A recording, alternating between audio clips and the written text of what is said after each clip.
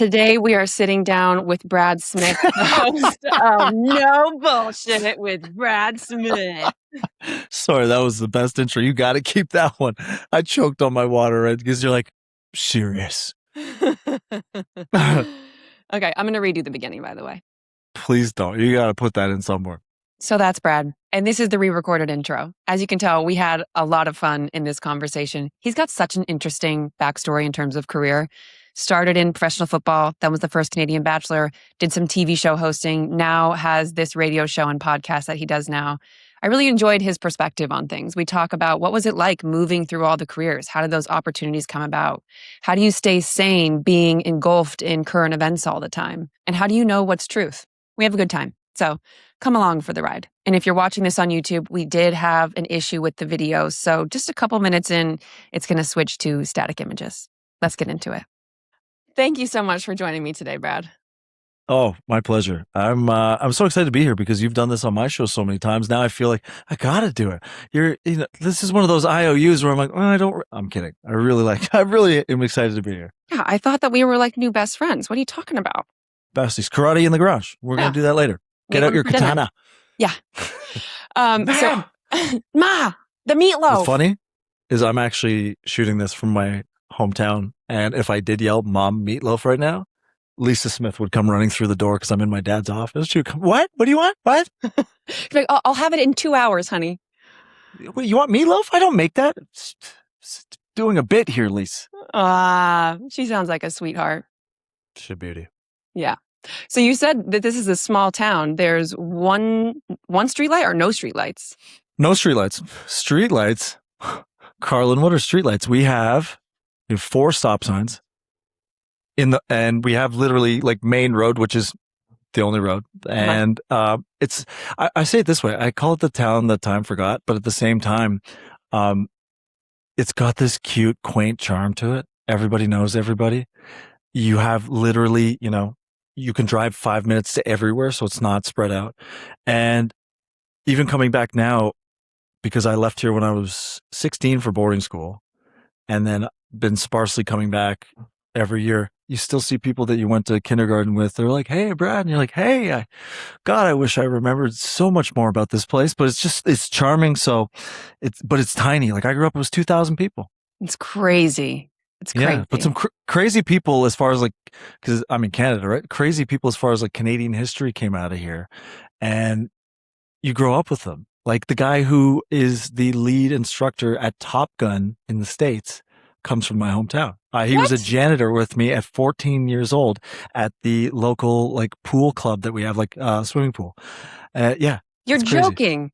No, swear. Like this guy, his name's Patrick Watson Band. Like you don't know who he is, but you've heard his song on every single commercial, every single Grey's Anatomy song, and like has over 2 billion streams. It's just like weird when people are like, "Oh, I can't do anything with my life." I'm like, I'll show you people who came from a place where you never thought you could get out of. You thought you were going to be smoking cigarettes on the train tracks with the bad kids, but have done crazy stuff. So it's kind of like inspiring in that way.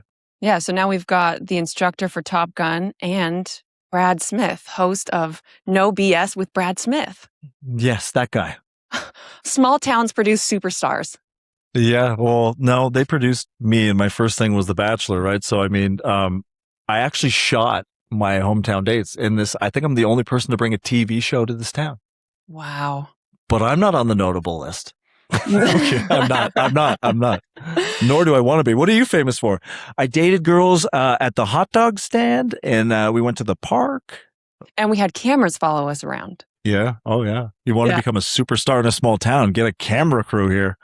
There's something wholesome about small towns. Right now, there's that kind of obsession with 90s nostalgia, just because there's something that feels pure about it.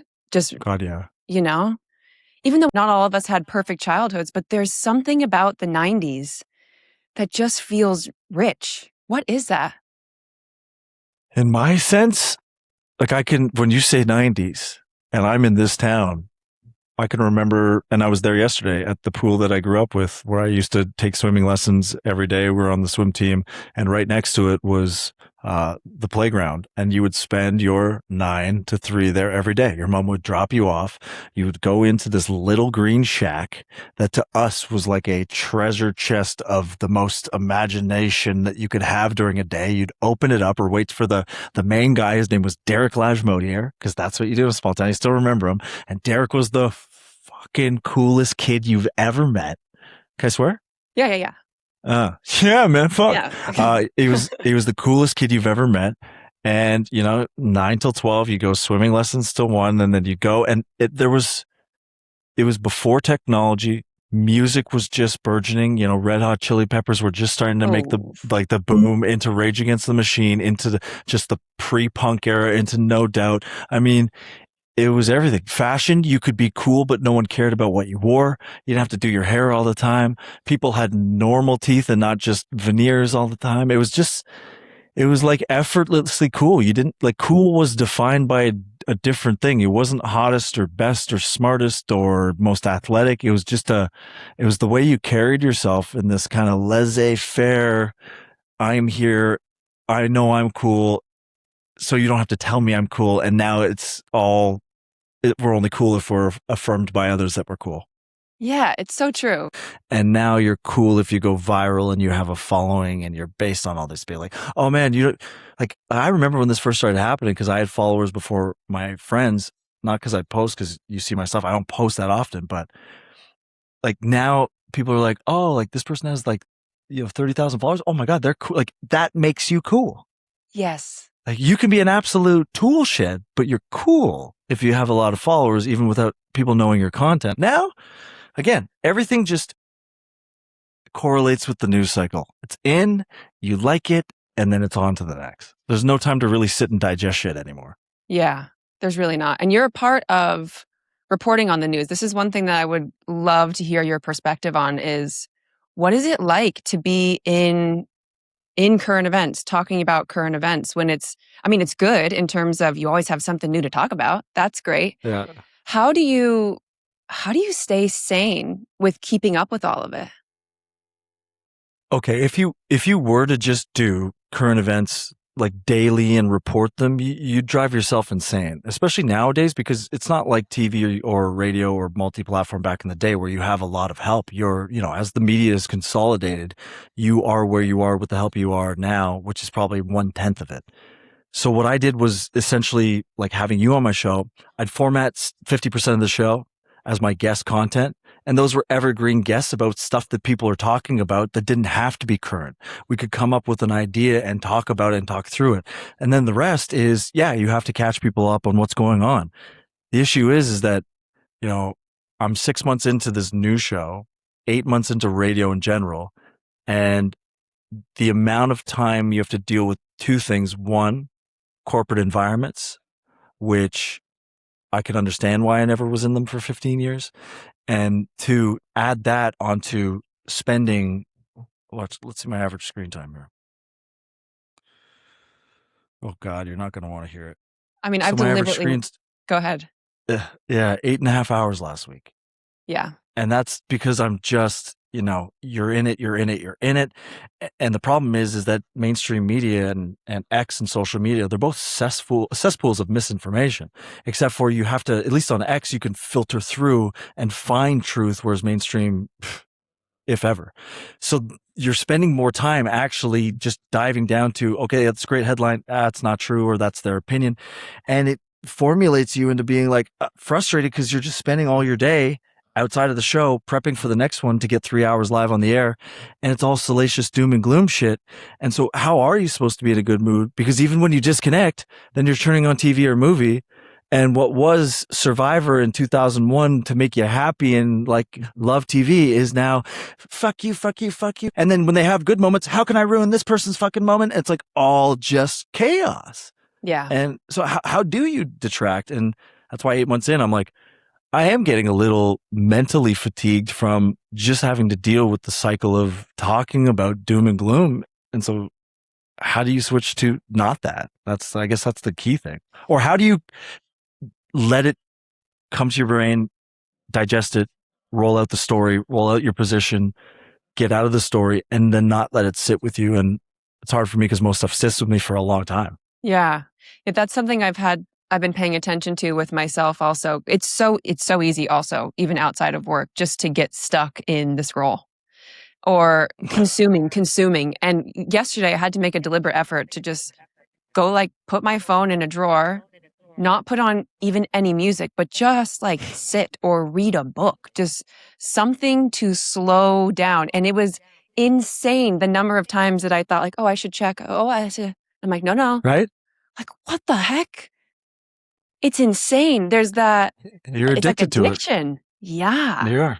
Yeah, it's especially for me, the hard part is that you're always trying to find a different angle to the story, Yeah. right? Because I don't love the standard news broadcast where it's like, what would be something in the States? Like, okay, well, Trump's coming on tonight, which this will air later. So July 16th to announce what people are thinking is going to be election interference from 2020 and possible results from the Russia connection host. Then I'll go to a reporter, CBS down on the floor. What are you hearing about tonight? They'll roll out the story. I don't like doing that. I like going, okay, what does this story mean? Let's go back to 2020. Why are we talking about this? And then putting context around what election interference means over to California with the Spencer Pratt thing. But then because I do it that way, you're always trying to find, a better angle or better version of that story. And so I always going like, maybe someone else's commentary, even if it's not true or misinformation, might click me into, well, people are seeing it like this. And then you'll see the ADHD brain go, it's not perfect yet. It's not perfect. What's going to be perfect? Hashtag, it'll never fucking be perfect. Yeah. Yeah. I find myself doing the same thing because sometimes I hear someone say one thing and I'm like, not that, but this. And then like, that's what gets me the idea of however I want to talk about that thing. So Of sometimes course. I'm like just always searching for the line that is going to flick that thing in my brain that gives me that thought. But maybe I could also get it just by sitting and actually thinking. Coming up with your own original thoughts. Yeah. Yeah. Hasn't happened since the 90s, kid. And it really hasn't. How do you go about determining what the truth is? Because the media landscape is there's propaganda, there's manipulation. Everyone has their own agenda. Even if they are saying the truth, there's usually an agenda that's tied into it. How do you know what to trust? Is there like a gut feeling or do you just compare a lot of different stuff? Well, I think you have to go back and you can't talk about stories that you don't have like a functional understanding from the base level of. But my business, and this is going to be controversial, it isn't about truth. You can never get to truth in it because there's so much. What you're trying to be is the most true version of what truth should be. Because you're not behind the scenes. You're talking about politics and layers of government, and people are like, oh, well, Donald Trump is attacking Iran. It's like, guys, first of all, he might give the command as commander-in-chief, but there are 100 people sitting in a bunker somewhere who have been spending 47 years of their life commanding these decisions. He's not going, go over here and absolutely blow the crap out of these people. He's like, no, like there's things and processes that we have no. So when someone comes out and says, this is what's going on, very seldomly it is that. So you have to take into consideration what your understanding is of, especially with news, geopolitics, of which even geopolitics experts or people in that field, they still aren't 100% true. So you're just trying first of all, anyone who says this is what happens in news, it's not true. Second of all, anyone who says this might be happening, even less true. So you just have to filter in. Am I going to receive this? Do I know enough about the backstory? And when I receive this, am I going to go out and parrot it as the truth? And that's what I steer clear from, knowing that a lot of people are going to listen to me and go, well, I trust him because he believes this, but I don't want them to go out and parrot what I do. I want them to go out, take what I say, and then research. But therein lies the problem with truth. It takes a lot of effort. It really, really does. And most people are stuck in overstimulated states or survival mode. You know, they have trouble paying their bills and so they don't even have time to think. Well, and wanting to believe which narrative they want to believe, right? On both sides, left and right. You can't have a progressive without the fringe right. You can't have a center without there being a left and a right. So I think you just have to come to the space where it's like, who am I as a person? I know I'm a centrist. I know I voted liberal 90%, 95% of my life.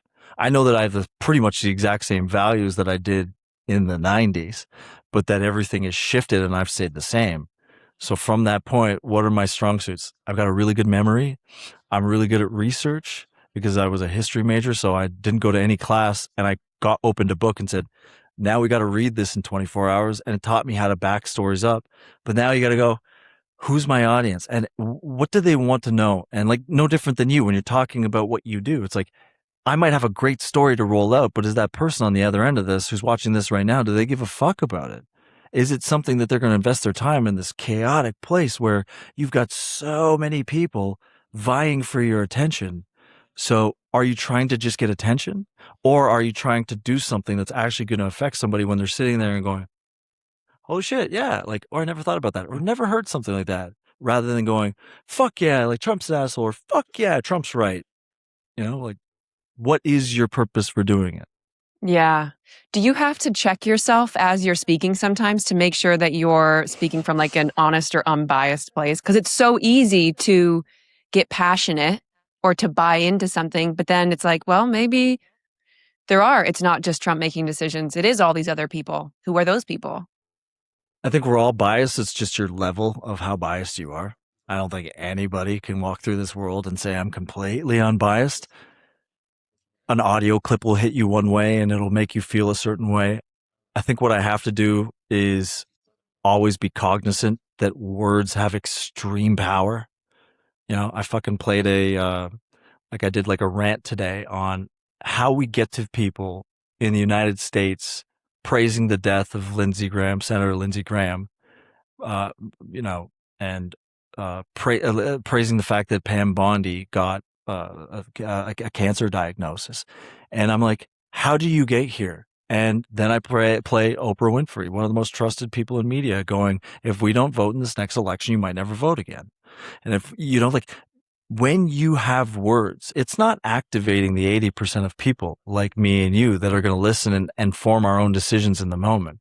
It's going to activate the fringe on both sides. And those people will sit there and go, fuck, if we don't vote, we'll never vote again. And they'll believe you. And what is that going to do? It's going to cause you to react that way. They're not saying, the media is not for the 80% of people. That's why their numbers have gone down. The media is for the fringe activation because that's what activates clicks.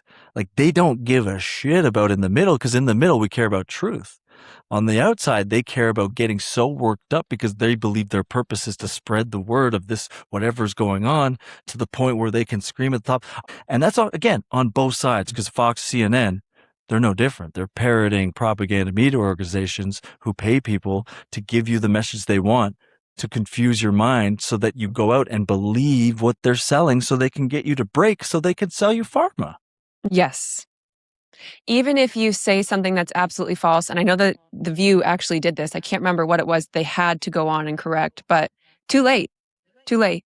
That's all. What they said is already in people's mind. Even if you make the correction, people are still going to be like, yeah, but, or I liked that one better. So I'm attaching to that. Do you know how many stories get run as what's called the lead, but they never do the follow-up? You don't know the follow-up. The lead is what sells. We had a situation here in Canada where the lead story took down someone's, not only someone's partner's career, but the partner who didn't have anything to do with it took down their career as well. Well, then a retractionary story came out 2 months later. No one talked about it. And it proved almost complete innocence, and it ruined people's lives. Because the lead and the salaciousness of these clickbait things, that's what gets people fired up. If it comes back later, half of the people will realize and go, yeah, it's in the bank. And the other half will go, it's not true. I believe the lead. Right. And that's what came out first. The best example of this would be COVID. Everything around COVID, right? I'm not anti-vax. I'm pro and informed consent. But when you get now, 6 years later, the inability of even the chatbots that are going out to everybody to regulate with, this was an utter and complete failure on how they rolled it out. Guys like me who took it because I wanted to be part of the solution, still ended up losing my restaurants because I couldn't go into the restaurant and give my employees even a job if I didn't get the vaccine to go in the restaurant. Canada had some of the most draconian laws in the history of the world during that phase, the longest lockdown in the world. And you're just going to wash over it and not tell the truth about how they made people look. CDC director, Redfield was on my show, one of my first shows that I ever did. And he was the guy who basically got canceled, even though he's a CDC director, for saying that this wasn't from the meat market in Wuhan, and it was the only people pushing that was the CIA. Everyone else said lab leak. He got fired for that. So, he came on my show and he's like, Brad, in the next couple months you're going to hear it came out. Fuck, it comes out, or allegedly from Tulsi Gabbard's documents. If we erase the fact of what really happened, we're going into a future where we're going to repeat the same mistakes. And that is just proof right there that it's fucking outrageous. Yeah. There was a little bit of hope that I felt when the Hanta virus was supposedly happening, and no one gave it any attention. No, everyone was like, this is bullshit. But still, you see people that get very defensive and fired up around COVID, still believing everything. But either way, they should, because that's their personal ability to have that belief. It's not their personal ability, or sorry, they don't have to have the conversations, but everyone should be open to the conversation. Shutting them down, that's the idiocy. You could not believe anything that happened. I'm not going to hate you for it, but why can't we talk about it? And why, if I make a clear point as someone who took the vaccine, why can't I give you my side of the story about my experience? Because we've found out now, as soon as you go progressive left, it's only about your experience and no one else's. Right. Right.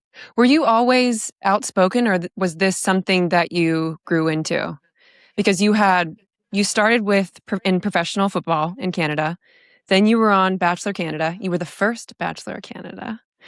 Then, then you did, was it like Food Network hosting? And then maybe I did Chopped, but the Canadian version. Uh-huh. So I wasn't like 10 out. Then I did another baking show for Food Network. So like legitimately, I'll do this for you because people like think it's like disingenuous, but like it's just acting. It's like, this is me right now, but you just quickly switch into Spotlight and you go, 4 chefs think they have what it takes to become the next Chopped Canada champion. So let's meet them. First up, Chef John Stevens.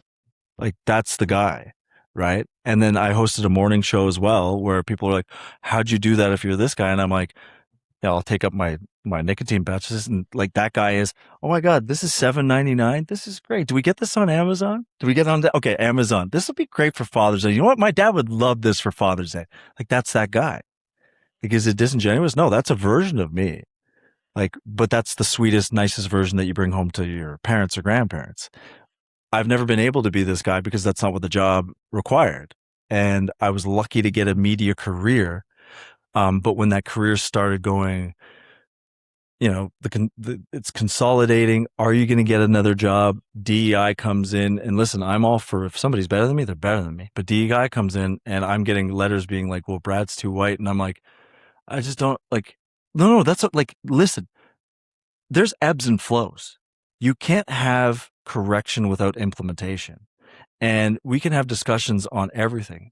And this will blow people's minds. I believe in DEI, just not how it's done. You're putting DEI on the top. You want to change an entire generation, you need 20 years. We've seen that through history. All you have to do is take the emphasis and the money that you're putting through ESG credits and all these DEI programs, take them from the top and put them at the bottom. Make sure that every kid in America grows up with the exact same ability to have education at the same rate, sports at the same rate, healthcare or whatever care at the same rate.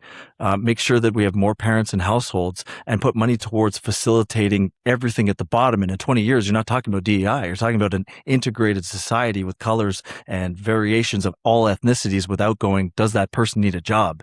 They do this at the top to make you go, did they deserve the job, so that you become racist, or it induces racism or racial thoughts. It's planned. If anyone could argue against that, I would love to, but no one seemed to have it. And I get called a racist for saying that. And I'm like, I believe in DEI, but just, it's different. It's called grassroots. Take all that billions of dollars and put it into kids. Don't let kids go to school hungry. Don't let marginalized actual communities in Illinois or wherever that have disproportionate, Black African Americans, don't let them suffer at the ground level. Figure out how to do it at the grassroots level so that in 20 years, you're not having these conversations. But they keep you sick. They keep you thinking about race, and they keep you marginalized because they want you to be there. Or they could fix it. They're certain $37 trillion in debt. They can fix whatever they want. They don't care about the debt. Take $1 trillion, boom, DEI grassroots. You got a different America, different Canada, and a better version of it, most likely, because it'll create merit and not color. Because everyone will have the chance to become full of merit or without it. Yeah. It's amazing because you sound like a crazy liberal saying that, I'm still liberal. I think that we want, or a lot of society wants, clean cut stories. They want a good guy and a bad guy. And if it's complicated at all, it's like, oh, this is too much. There's got to be good and bad. And I'm supposed to be able to easily identify who's who. And they think that the news or someone online is going to tell them that, and they need to be able to evaluate it for themselves. So how did you get comfortable with speaking your opinions? You said you weren't always open or you weren't always outspoken. How did this develop? Severe lack of self-awareness, lack of self-love, getting caught in the monotony of success and nihilism. And not to say that I was ever openly like a person that was into himself. I just had this very internal ego that didn't want to be known by the world. I came off The Bachelor. Everybody knew me as this douchebag who was on this show, and I was very well received, so it wasn't bad, but I was just a kid who played football that nobody really knew. I was a bench warmer. I wasn't really good. And then everybody knows you, and I felt that I didn't want anyone to know me in fear of saying the wrong thing. And it took me 14 years to understand, like, no, I'm a good person. Like, I'm the most empathetic grown man that I know who will cry over anything, but also help you out and also be tough as hell. And like, I'm okay with me. And that took me till 41 years old to figure out that if somebody doesn't like what I say and I truly believe that I'm coming from a good place, well, as my good friend Ben Maroney would say, fuck you later, you know? Yeah. That took a long time. Yeah. So it was a journey of self-love, self-acceptance, or feeling safe in your own skin. Finally realizing who I am and being okay with the baseline of I know who I am, I'm good with me, and if one person, two people, 1,000 people don't like me, it doesn't change that I still love myself. And before, it would fluctuate based on how I felt like I was perceived, even if I wasn't being perceived that way. It was a Yeah. really big internal ego fear of the world, excuse me. Yeah. So would you say that each of your careers leading up to No BS, which is your current show and podcast, was it you trying on different costumes, or was it just your natural kind of evolution of these different parts of you that you came up against to grow through? Oof. I went on The Bachelor and I was uniquely me. And I think that when I saw the edit, which was still a good edit for a great show, they didn't show anything about me that I like. You know, all these girls are leaving and they're like, he's so funny. But I'm like, they didn't show me funny once. You know, like, and so I was like, I think in retrospect, maybe I saw what they thought people would like. And then I go on and I'm a morning show host and then I'm a Food Network host. And then people are like, oh shit, like he's good at what he does. But then I kept running into people and people would be like, oh, you're this from this. And I'd be like, yeah. And they're like, you're so funny in real life and like so much different. Like, why aren't you this guy? And it took me 10 years of being like, wait, like all my friends do love me and I've got a good grounding like family and friends and I've had good relationships. Like, why don't I be this guy? And it just was like, came to a point where it's like, you're either going to go in media and be yourself because I can't go back and tear myself down. I loved being a host, but I can't tear myself down just being that guy for the rest of my life. I'm just not built that way. And I either was going to do it or not. And so when this radio gig came up, I was like, it's funny enough. I say Ben Mulroney, he's the son of the former prime minister here.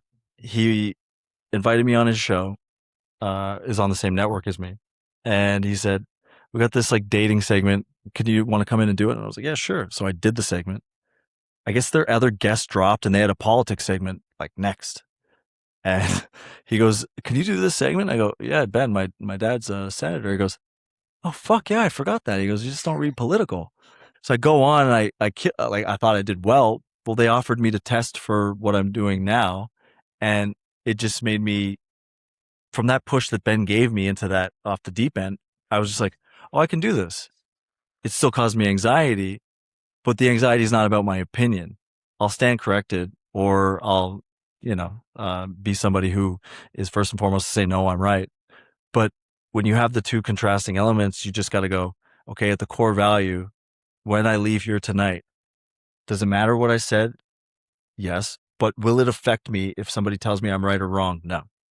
If I'm wrong, I'll correct myself and I'll try to be better. If I'm right, I'm not going to let it go. Yeah, just fucking won gold medal. You're right. You have to really be leveled. And I've never been leveled in my life because it's not the way my mind works until That recently. yeah, and that is gosh, I think a lot of people would love to be able to get to that point. Got to push yourself off the deep end. Trust me, no one would have saw this from me because I came out on my first couple radio shows and people thought that I lost my mind because they just wanted me to tell them to try some food, chefs or like judges try some food. Like that's what they just wanted. And I was just like, well, I want to be smart. I want to be funny. It's just I don't want to do a job anymore where I'm just have car salesman hair in a really good suit in a huge studio and just say 4 or 5 lines because I'm really good at delivering those fucking lines. Yeah.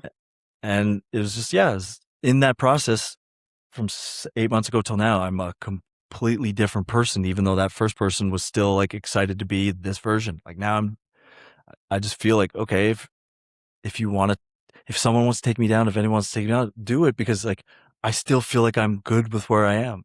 Mm. It's a really powerful place to be. Yeah. But as I say that, the other side comes in and goes, are you? And I go, yeah, I am. So I got to keep saying it.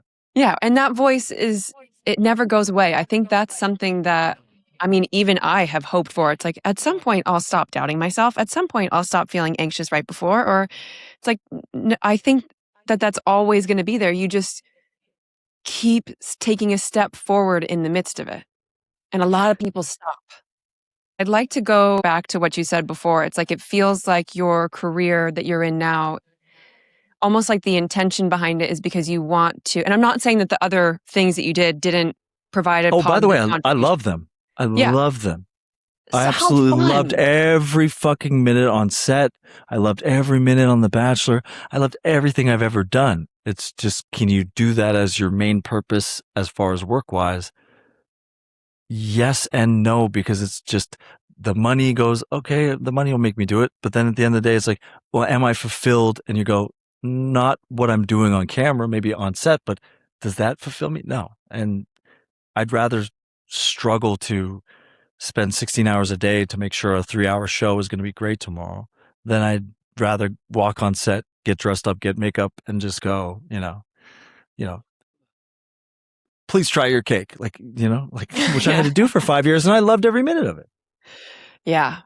Yeah, and it's probably been such an enjoyable journey trying out all these different things, and it sounds like the way that you found your way, I guess, to where you are now, it was invitations.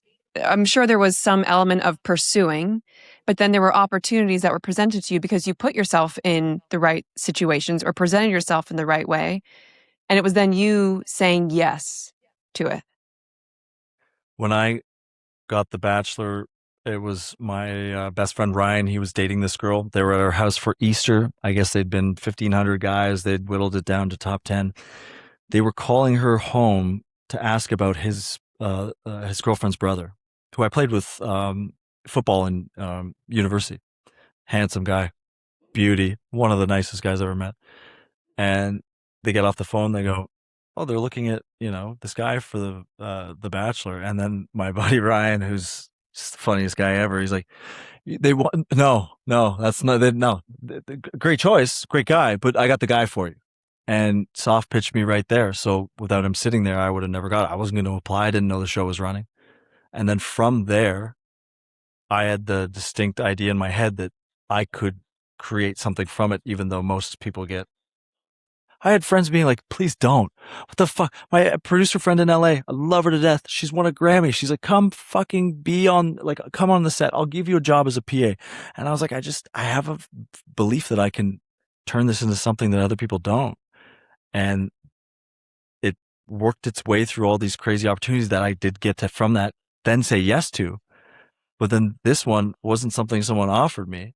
I just happened to be, again, friends with Ben who wanted a relationship segment from 14 years after The Bachelor. Some guy gets sick and I jump into a political discussion and then I'm temping to try for this slot because even at my lowest self-love, I still had a fervent belief that given the opportunity that I would be able to do anything. Mm. But that's because of my dad. What's that like, having a dad as a senator?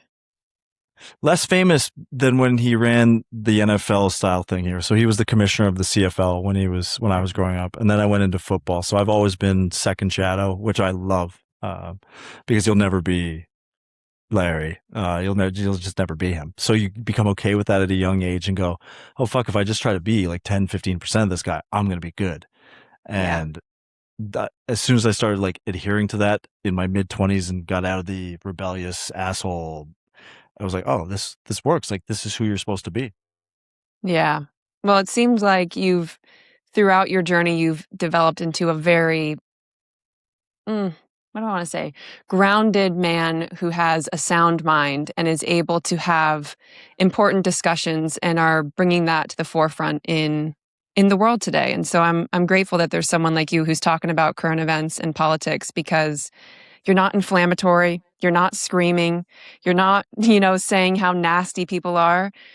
I think that you're a good representation of what conversation can be like. So thanks for doing what you do. That was sweet. That was like one of the nicest things anyone's ever said to me. And Ugh. I almost got a little emotional there because there's so many great people out here, and we're giving this world this idea that more people are bad than there are good. And I don't believe that, especially in Western democracies. And I feel like the message that needs to change is, I'm not here to hurt your life or take away any of your freedoms. I'm not here to have discussions that are going to relegate you into something that you don't want to be. I want you to understand that empirically, economically, socially, judicially, and everything that makes up a country, it doesn't matter what side you're on, winning or losing, red or blue. If your country's winning, you're all winning. If you're losing, you're all losing. It doesn't matter who the leader is. It matters on how we take what's on the right and on the left and how we merge everything back to the center where there's some rationale and reason, where facts actually do meet feelings. They don't have to be separated from each other. There is an importance level on empirical data always over emotion, but that doesn't mean that we should be isolating our conversations because we don't talk the same way. We have to have leaders who make us want to have conversations across the aisle, as they say in politics, and people like that can connect you in Texas, me in Montreal, that don't know each other before this, but I go, this girl's doing something cool. And you go, oh, this guy's talking out. And then implore, how do we have more conversations with people opposite than us rather than just yelling, and find out why you think that way and not try to convince that person, but just say, you think that way. I think this way. That could be the discussion. Rather, don't shut each other out. Like, bring each other in and find a way to have discourse again, because without discourse, we don't have anything. Yeah. What a way to end it, Brad. That was gorgeous. As I'm sitting in my daddy's office like a nepotism baby that I am. With figurines and awards all around. Packing a lipper and wearing Montreal Alouettes gear with the team that my dad won. The team that my dad ran for 14 years, just because it's the only stuff that's in the house. I love it. I appreciate you, though. And while people go through whatever phase they're going in life, they need people to understand that, like, when you talk about the separation of understanding the matrix and then how to getting your head to understand it, but be out of it. Like, we have to understand, okay, I need to be on this phone for my work. You need to be on yours. People need to be on there. But how, when we put this down, can we actually connect with people and not take what we see on here into our conversations in daily lives? How can we just go back to, how is the weather? How's your wife? How's your girlfriend? How's your boyfriend? How are your kids doing? What are you guys up to? What are your interests and your hobbies? Do you want to go grab lunch? Do you want to go dinner? What do you like to eat? And not going, Do you believe in abortion? What is your stance on immigration? Those are high level, nuanced conversations that not enough people have the ability to have. And yet we're all having them and believing every word out of our mouth is God. I feel like we hear so many people these days say, I don't like small talk. It's like, I can hear you, but there are nice like pleasantries. You don't have to go into the depths of society to connect with people. There can be You real don't connection. you don't need to know someone's status on abortion on the first date or the first time you meet them. And if somebody does believe opposite in you, doesn't mean that they want to hurt you. It just means that comes from a place that you will have to then further understand why they believe that. Everybody's been through trauma. Everybody's been through situations. Everybody has a story of how they got there. They didn't just go, Donald Trump said he wants to ban abortion, and now I hate it. It's like, first of all, he didn't say that. He wants to make it a state decision. So that you take Trump out of that. Well, then you talk about state legislation and where you live and how there's so much, but we're just going, he said this, that's my thought. And we can't have that. And that's why you want to go back to those conversations, because you go, how's the weather, Carlin? Fuck, it's nice outside. Yeah, it's so nice when it's nice outside, right? Oh, when it's nice outside, I go to the pool and all my family's around. That's what society should be like. It's not fuck you before any other word comes out of your mouth. Yeah. Back to the basics. And then you can dive in once you know someone's heart. Once you can see that everyone's... Say that again out loud 90 times. Once you know who somebody is, then you can evaluate who they are. Yeah. Not just by one statement. Well, I think people will come away from this conversation thinking that you're a decent guy. So, thanks. I fooled them. You did. Did it again. You did. Thank you did so it much, again. Brad. Yeah, you're the best, dude. I can't wait to have you on again, too. If you want to connect more with Brad, you can find him on Instagram at Brad C. Smith, or his podcast on any of the platforms, No BS with Brad Smith. I'll put links to them below in the description. We'll see you on the next one.